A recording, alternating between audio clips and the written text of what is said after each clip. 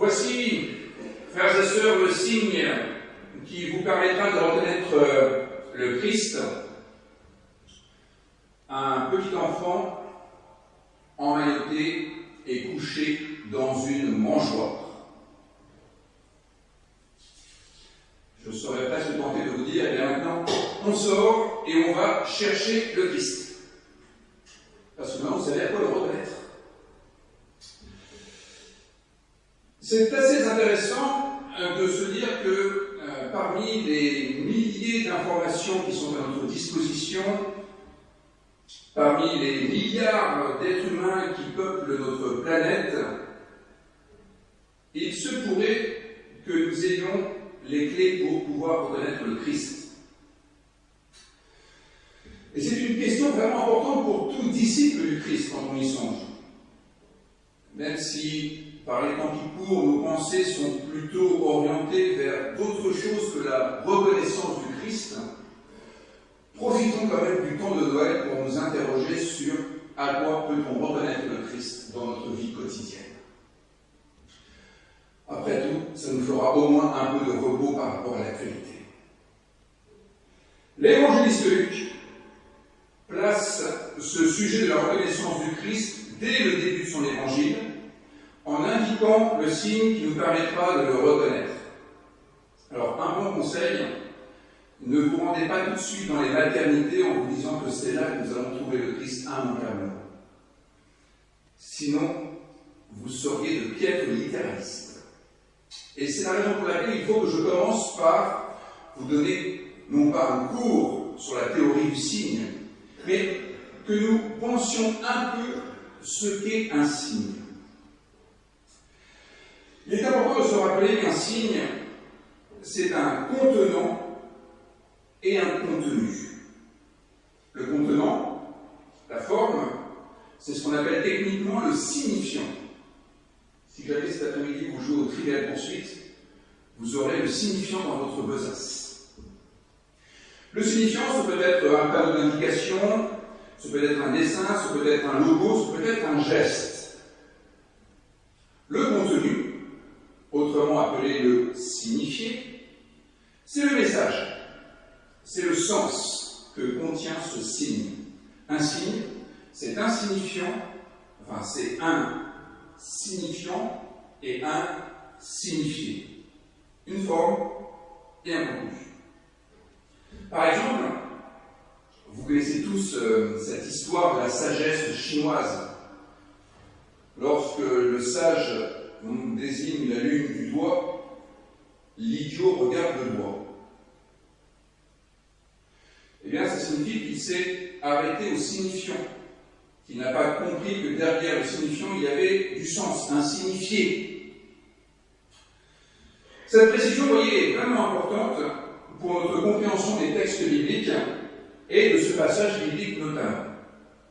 Parce que c'est, à mon avis, ce qui peut notamment nous prémunir du risque d'avoir une piété uniquement dirigée vers des formes religieuses. Et de se dire que la spiritualité ne se fait qu'avec des formes clairement religieuses. Alors que cet évangile, l'évangile de Luc, est tout inscrit dans notre vie quotidienne sans qu'il y ait trop de religiosité. Même les anges, vous dites ça, c'est vraiment religieux les anges. On n'en parle que dans les temples et dans les églises. Le maléach en grec, c'est le messager. Et des gens qui transmettent des messages, vous en rencontrez tous les jours. À commencer par votre facteur, les journalistes et les personnes qui vous donnent des nouvelles. Donc, nous avons un évangile inscrit dans la vie quotidienne. Nous allons essayer de rester dans cette vie quotidienne et de ne pas trop nous envoler ailleurs. Ce qui compte pour le rédacteur de cet évangile, ce n'est pas la forme du signe. Et je suis un peu désolé pour les mamans qui tiennent gentiment leur bébé dans les bras. Le bébé de Noël, on s'en fiche. Copieusement. Et je le répète, cette précision est importante pour éviter de faire une lecture littérale des textes bibliques qui s'intéresserait uniquement à la forme. de Hannah Arendt qui fait dire que n'importe quel bébé renouvelle notre monde. Non, c'est le fait d'enfanter qui renouvelle le monde. C'est le fait que des adultes, des parents, se disent qu'il est possible d'offrir un avenir excellent à des enfants qui renouvellent le monde. Mais le bébé en lui-même, il ne renouvelle rien du tout dans un premier temps. Le professeur Laurent Gagnevin, avec un brin de cynisme, disait même « Alors comme ça, les bébés renouvellent le monde. Et Joseph Staline et Adolf Hitler ont renouvelé le monde quand ils sont nés. » Bon, c'est le principe de la mise au monde, de la venue au monde qui renouvelle le monde. Nous allons nous intéresser plus spécifiquement à ce signe qui est donné aux bergers. Et nous allons voir de quelle manière ce signe est extrêmement significatif pour nous aujourd'hui encore, pour essayer de repérer du Christ dans notre vie quotidienne. Et j'aimerais que vous ne repartiez pas sans avoir 3 indications pour repérer tout ce qui est christique dans votre vie quotidienne. Et par effet négatif, repérer ce qui ne l'est pas. Donc, on va commencer par mettre de côté la jolie scène de Noël et ne pas essayer de retrouver dans notre vie quotidienne un petit enfant avec une femme habillée en bleu, un homme habillé en marron, le bœuf, la nouille et tout ce que vous pouvez trouver autour. On va interpréter ce signe comme on interprète tout signe, en s'intéressant plutôt au fond qu'à la forme. Et il me semble que ce signe nous dit 3 choses. Il y a du Christ quand il y a du désir, quand il y a de l'humilité et quand il y a de la nourriture. On va prendre le temps d'arriver au 3e point qui vous intéresse peut-être au premier chef. Dans ce signe, on oublie trop souvent le premier élément du texte qui est un verbe. Vous trouverez. En grec, c'est le verbe eurécété. Vous trouverez, eurécété. Vous connaissez un peu ce verbe grâce à Eureka, cette fameuse formule d'Archimède qui prend son bain. Eureka, j'ai trouvé. Il faudrait qu'il y ait toujours un point d'exclamation après ce verbe. J'ai trouvé. Yes. On se frotte les mains. On trouve parce qu'en fait on a cherché. Ce verbe fait complètement partie du signe. Le signe commence par ce verbe-là, qui traduit un désir, le désir de trouver. La satisfaction d'avoir trouvé et donc d'avoir cherché. Car on ne trouve que parce qu'on a cherché. Comme on ne voit que parce qu'on le regarde en espérant voir. Vous trouverez indique donc qu'une quête va être réussie, que le désir de trouver va se réaliser. Et cela indique qu'il y a de l'envie. Avec le Christ, quand il y a du Christ, il y a de l'envie. Et il suffit de regarder les textes évangéliques pour cela. Quand Jésus croise un aveugle, l'aveugle a envie de voir. Quand le Christ croise un boiteux, le boiteux a envie de courir. Quand le Christ croise un paralytique, le paralytique a envie de se tenir sur ses jambes. Quand le Christ croise quelqu'un qui a la main sèche, cette personne a envie d'aligner ses doigts. Quand il y a du Christ, il y a du désir. Bien sûr, ce n'est pas parce que l'on cherche quelque chose en particulier qu'on va le trouver. Je ne voudrais pas vous créer de faux espoirs. Et c'est bien ce que les croyants expérimentent à travers la prière. Ce n'est pas parce qu'on demande quelque chose en particulier dans une prière, aussi sincère soit-elle, ce n'est pas parce qu'on exprime un désir particulier que nous sommes exaucés exactement comme nous l'aurions voulu. Ça marche beaucoup moins bien que les listes au Père Noël. Il y a bien des prières sincères qui ont été formulées pour la paix, pour des guérisons et pour d'autres sujets de préoccupation tout à fait sérieux et recommandables, sans que ces prières soient exaucées selon ce qui avait été demandé. Cela ne veut pas dire qu'il n'y a pas eu d'exaucement. Cela ne veut pas dire que rien n'a changé. Cela veut dire, avec le philosophe Mick Jagger, que nous ne pouvons pas toujours avoir ce qu'on veut, mais qu'en essayant un peu, on finit par obtenir ce dont on a besoin. Le Christ se reconnaît parce qu'il y a du désir, parce qu'il y a de l'envie, parce qu'il y a du goût pour la vie qui ressuscite, parce qu'on a envie de se hâter comme les bergers. On a envie d'y aller, et y aller. On a envie de franchir les obstacles. Je vous ai déjà fait une prédication sur le Transeunus, que disent les bergers dans la version latine. Traversons, franchissons les obstacles. Rien ne pourra nous résister. Quand il y a du Christ, on s'étroite les mains parce qu'on se dit qu'il va se passer quelque chose. Il va y avoir quelque chose d'infiniment souhaitable à observer, à rencontrer, à éprouver, à trouver. Quand il y a du Christ, il y a du désir. S'il n'y a pas de désir, dites-vous bien que ce n'est pas christique. Toutefois, le désir n'est pas suffisant. S'il n'y avait que notre désir, et si nous ne cédions en rien sur notre désir, comme on a pu nous recommander autrefois, eh bien cela signifie qu'il faudrait que le monde s'organise en fonction de nous, en fonction de notre bon plaisir. C'est pas la journée pour me faire des amis, donc c'est un peu comme si la maison s'organisait autour des adolescents, vous voyez. Comme si toute l'organisation devait se régler en fonction du rythme de nos adolescents. Soyez, c'est pas si grave, on vous aime quand même. Le signe qui est donné au berger ne va pas tout à fait dans ce sens. Un nouveau-né, déjà, c'est faible. C'est vraiment faible au regard des forces à l'œuvre dans notre monde. Un nouveau-né, c'est ce qu'il y a de plus fragile au monde. Un petit homme, mais un petit homme, ce n'est rien.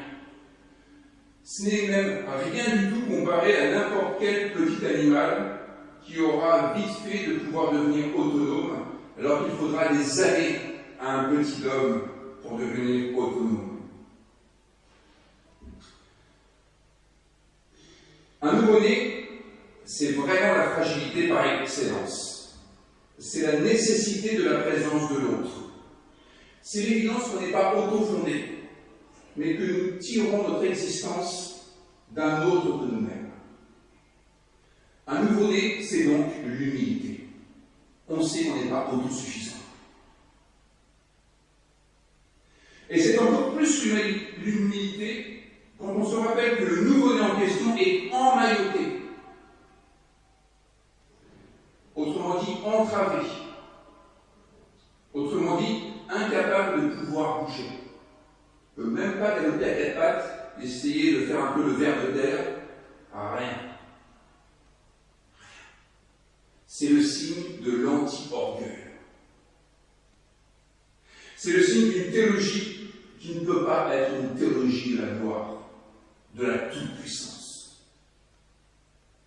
Surtout quand on sait que le petit homme en question est dans une étable, parce qu'il n'y avait pas de place pour lui parmi la société humaine.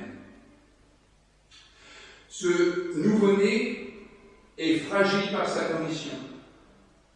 Il est entravé par sa situation et il est affaibli par les circonstances qui l'ont exclu, qui l'ont relégué aux marges de la vie.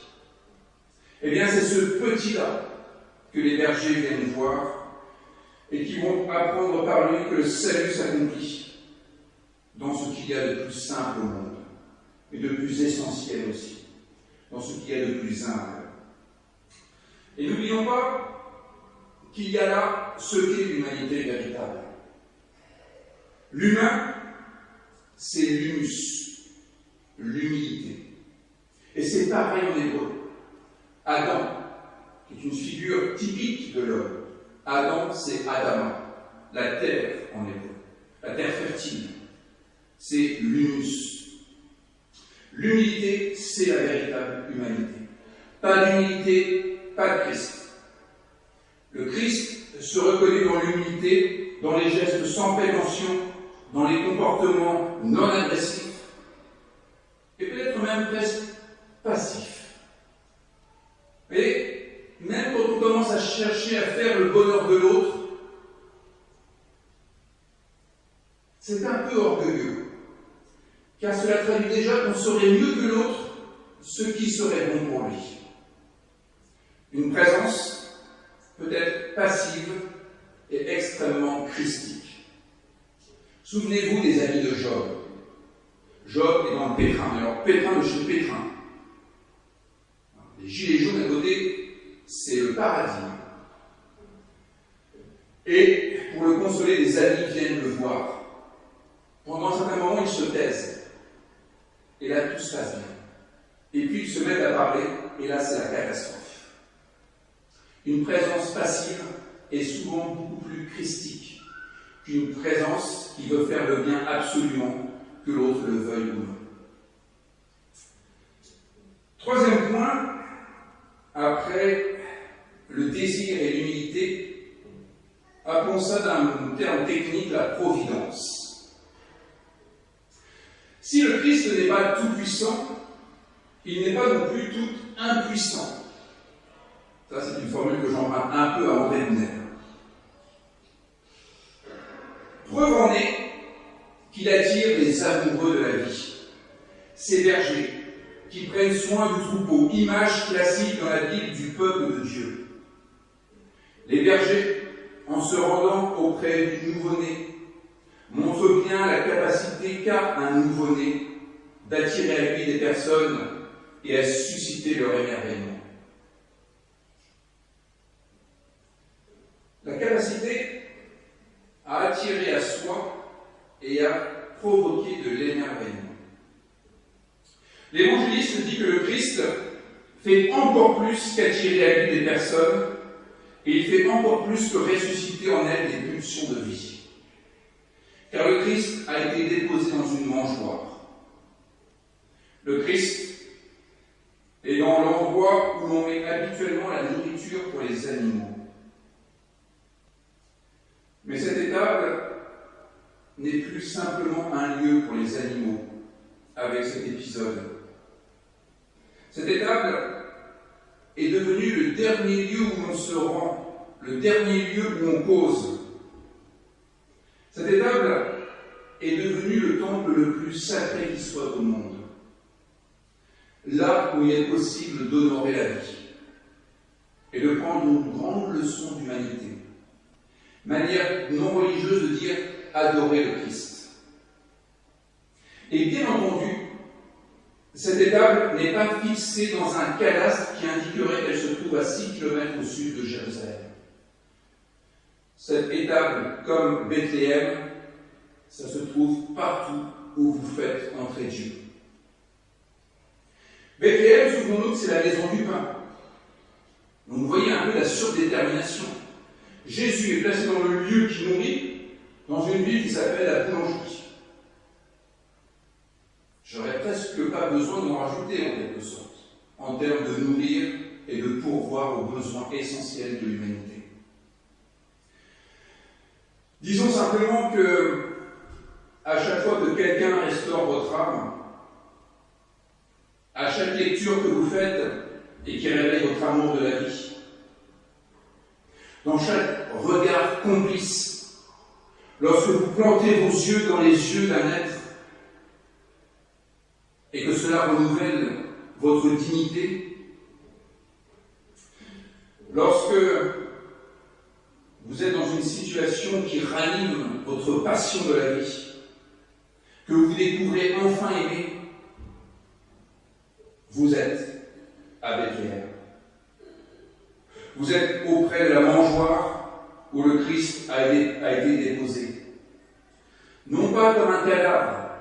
Certains ont voulu absolument qu'il y ait un lien entre cet épisode et la mort du Christ. Mais le fait d'être emmailloté n'est pas le même verbe qui sera utilisé pour dire que Jésus est mis dans un linceul. Et Jésus couché n'est pas non plus le même verbe que l'on utilisera pour dire que Jésus a été déposé dans son tombeau. Ici, il n'est question que de vie. Jésus est un peu comme, une boule de pain semblable à celle que tout à l'heure nous allons partager au moment de la scène, et qui nous rappellera qu'il y a du Christ partout où nous pourvoyons aux besoins de ceux que nous croisons. Une boule de pain comme une boule de vie dont on peut se délecter et peut-être même se gaver. Pas de crise de foi dans ces cas-là. Il y aura toujours du reste d'ailleurs, nous dira plus tard l'Évangile. 12 paniers pleins de reste. On peut y aller tranquille. C'est comme l'amour, ça ne se tarit jamais. C'est un amour infini dont il est question ici. La providence est sans limite.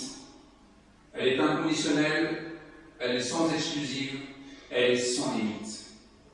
Voilà ce qui caractérise encore le Christ. Quand il y a du christique, il n'y a plus d'esprit de sacrifice. On cesse de s'appauvrir, on cesse de se vider, on arrête d'être comme le pélican qui nourrit son petit à ses dépens, le cas échéant. On cesse de se rendre malheureux. On cesse de se morfondre, car on est au bénéfice de la providence qui redonne de l'envergure à notre existence. Frères et sœurs, ne cherchons pas le Christ uniquement dans les temples. Il n'est pas impossible qu'il y ait aussi le Christ dans les temples, mais pas que. Ne nous fixons pas sur les formes religieuses. Souvenons-nous de ce signe comme paradigme pour repérer Dieu dans notre vie quotidienne. Ayons en tête ce que signifie ce signe donné aux bergers, donné à nous aussi. À quoi reconnaîtra-t-on le Christ? Eh bien, vous le reconnaîtrez à ce que vous trouverez, car votre désir sera stimulé. Je ne sais pas ce que vous trouverez au juste, mais vous trouverez. Vous reconnaîtrez qu'il y a du Christ parce qu'il y aura de l'humilité et que votre humanité s'en trouvera grandie. Et vous reconnaîtrez qu'il y a du Christ dans votre quotidien, car vous arrêterez de vous vider, vous arrêterez d'être saigné à blanc, vous arrêterez de vous épuiser, vous serez requinqué comme jamais, car il sera question de providence. Et c'est cela Noël, c'est cela le Christ. C'est cela, Dieu avec vous, aujourd'hui, demain et pour toujours. Amen.